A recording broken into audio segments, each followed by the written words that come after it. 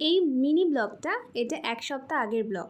আমি একটু দেরিতেই পোস্ট করছি কারণ অনেকগুলো ভিডিও আমার পোস্ট করার ছিল এর মাঝখানে, সেজন্য এটা একটু লেটই হয়ে গেল।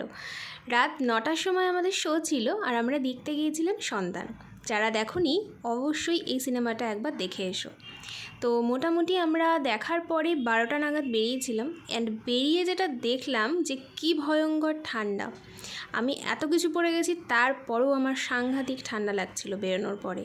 ভেতরে তো বুঝতেই পারিনি, যখন বেরিয়েছি তখন ভাই রে ভাই কী ঠান্ডা রে, বাপ রে বাপ।